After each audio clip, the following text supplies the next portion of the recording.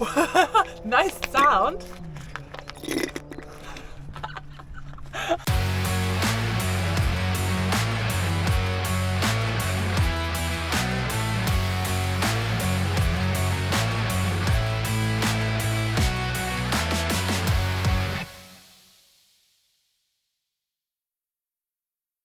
Hi guys, we're back from a 7-day training camp in Normandy. We obviously live in the UK, so we fancied something new, some new roads. We fancied something that is fairly convenient in terms of travelling. So we made the decision to take the ferry, take a little green van, aka the Green Machine, and hop over to France, to a little cottage just outside Honfleur, near Le Havre. So all of about, half an hour from here to Portsmouth. About 5 hours overnight in a cabin, which was nice. You get to just pop the van in, go up, have a snooze. Yeah, for us it was about taking the road bikes out, doing some proper long rides, doing some big focus sessions. So maybe we can talk you guys through how much we actually did in that week and give you a bit of an idea of what a training camp is like. Yeah, so the training plans were, they were Tina's training plans. They were put together by Tina's coach. I kind of just tagged along more or less. But they were nice and easily feasible. We had to change them around because of the weather.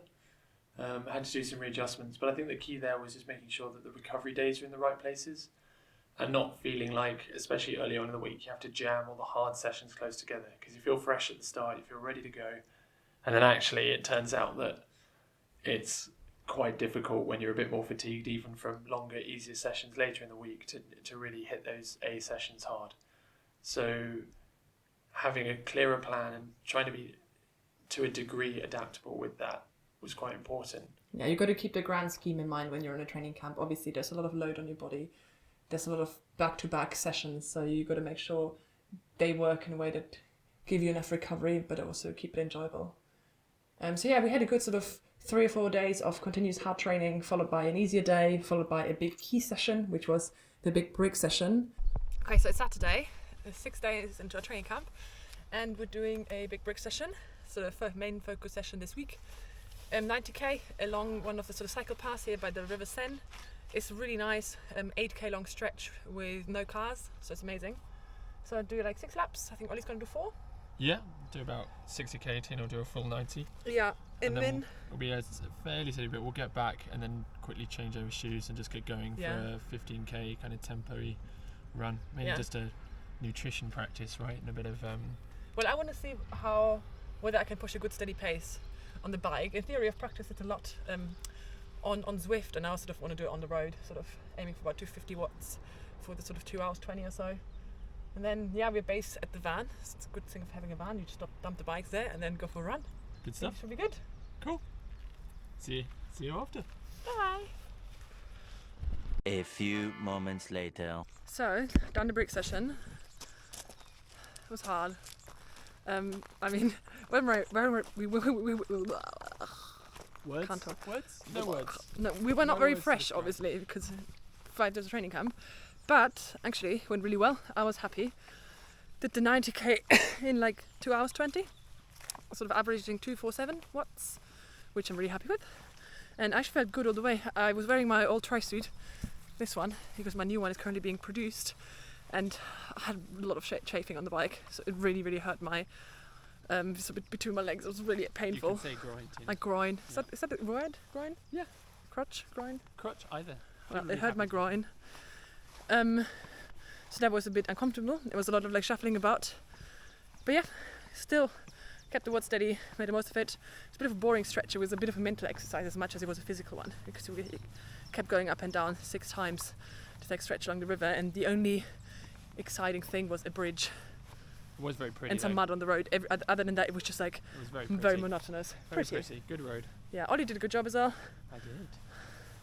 Not quite as far, but Yeah, good fair. he kept up, so that's all I can ask for. That's all I look for. Yeah, so we're back at the Airbnb. Actually, we have also done a run.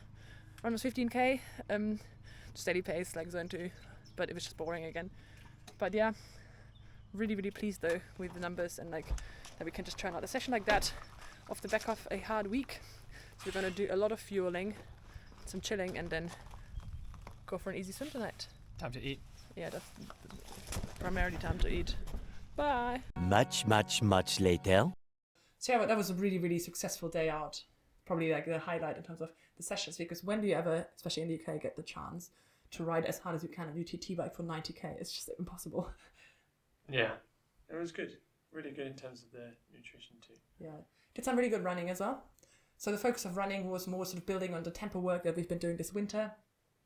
In mostly sort of sessions that were around an hour long, and then we did one long run, really, really chill pace. We're really polarized in our running. We either run slow and long and like really chill pace, or we run fast.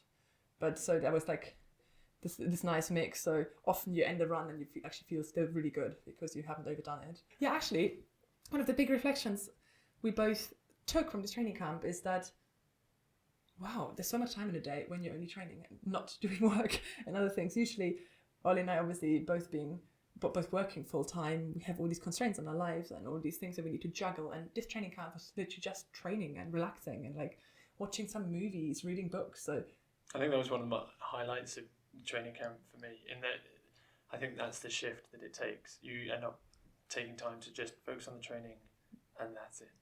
You have no worries about